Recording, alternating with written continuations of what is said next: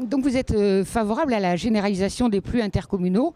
De nombreux maires sont réticents à cette mesure. Est-ce que vous comprenez leurs craintes ? J'entends leurs craintes, mais je crois qu'elles n'ont pas lieu d'être. Je crois qu'il faut revenir aux choses simples. L'aménagement et l'urbanisme, il concerne au premier chef, bien sûr, les maires, mais il ne peut se faire sans coopérer ensemble à l'échelle intercommunale.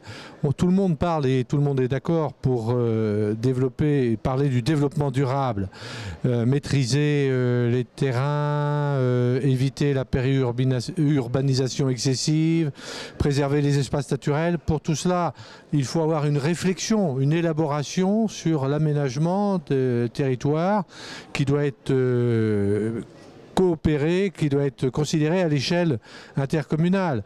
Cela n'enlève rien de la responsabilité des maires qui restent les attributaires des permis de construire. Je crois que l'enjeu, c'est que nous puissions avoir un aménagement du territoire qui s'accorde mieux à la réalité du vécu de nos concitoyens et des bassins de vie de nos concitoyens. Lors des prochaines élections municipales, les conseillers intercommunaux vont être désignés au suffrage universel direct dans le cadre donc des circonscriptions communales. Bon. Est-ce que cela va changer quelque chose au niveau du fonctionnement de l'intercommunalité ?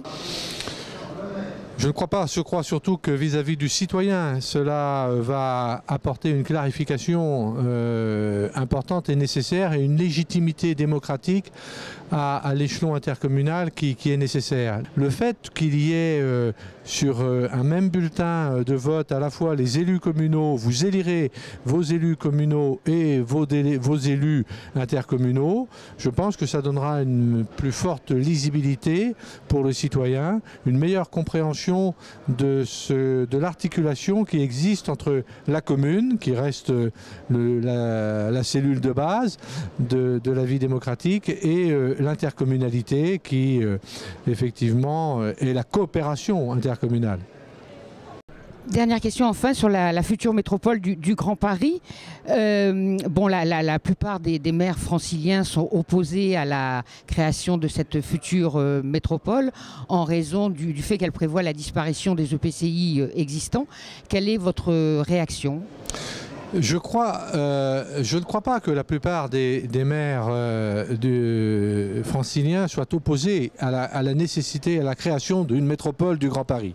Ils sont opposés sur les modalités de la mise en œuvre et je crois qu'il faut qu'on puisse prendre en considération, c'est ce que nous avons au niveau de la DCF et avec d'autres associations d'élus aussi œuvré et milité, pour que puisse être prise en compte la réalité intercommunale qui existe. La difficulté, c'est que cette réalité intercommunale dans le bassin parisien, elle est diverse. D'abord, toutes les communes ne sont pas encore intercommunalisées.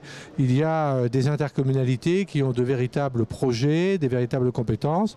Elles doivent être prises en considération.